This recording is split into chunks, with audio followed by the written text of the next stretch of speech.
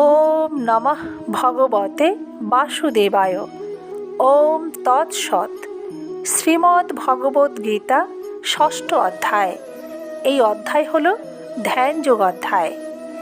এই অধ্যায়ের 17তম শ্লোকে ভগবান শ্রীকৃষ্ণ বলেছেন, ইয়োক্তাহার বিহারস্য ইয়োক্ত চেষ্টস্য কর্মসু ইয়োক্ত স্বপ্নাববোধস্য যোগ ভবতে দুঃখহা। অর্থাৎ যারা পরিমিতরূপ আহার ও বিহার করেন, কর্মে পরিমিতরূপ চেষ্টা করেন এবং পরিমিতরূপ নিদ্রিত ও জাগরিত থাকেন, তাদেরই দুঃখ নাশক যোগ সিদ্ধ হয়। আগের পর্বে এই শ্লোকের বর্ণনা করা হয়েছে।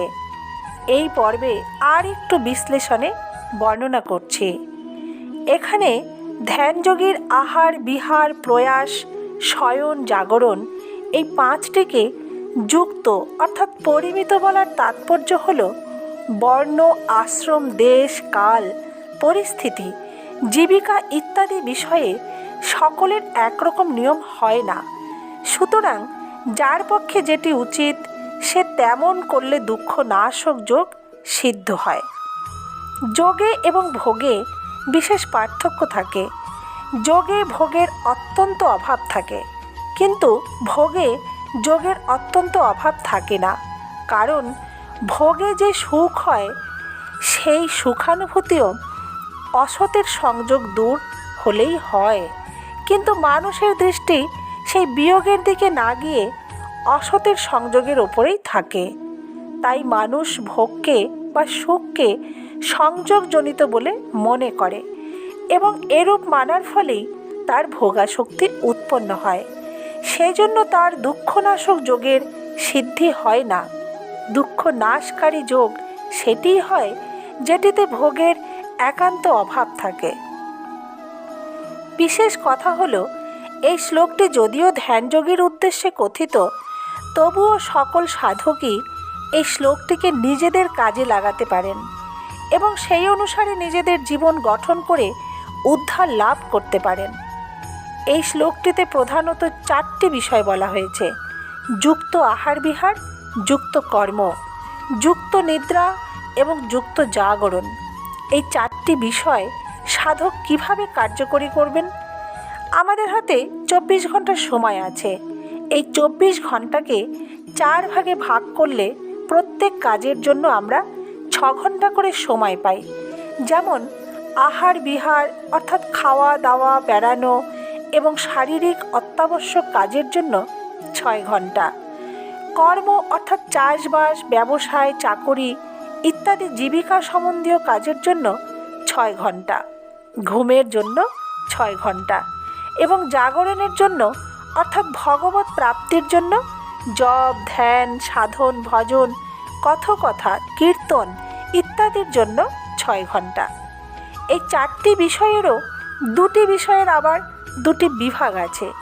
এক বিভাগ হলো উপার্জন অর্থাৎ রোজগার করা এবং দ্বিতীয় বিভাগ হলো ব্যয় অর্থাৎ খরচ করা।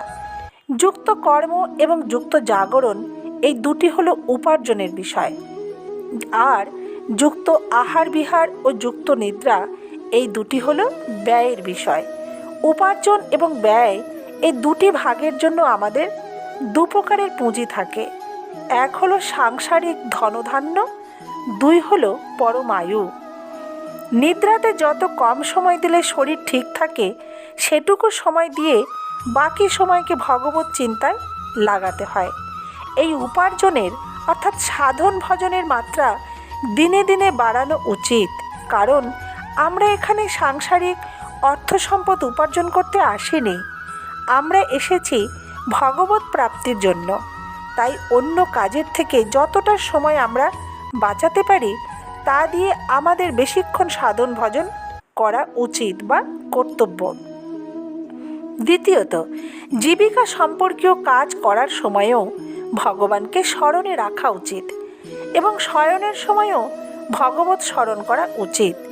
শয়নের সময় ভাবতে হবে যে এতক্ষণ চলাফেরা ও বসার সময় ভজন করেছি, এবার শুয়ে ভজন করব। শুয়ে শুয়ে ভজন করার সময় ঘুম আসে তো আসুক, কিন্তু শুধুমাত্র ঘুমোবার জন্য ঘুমানোর চেষ্টার দরকার নেই।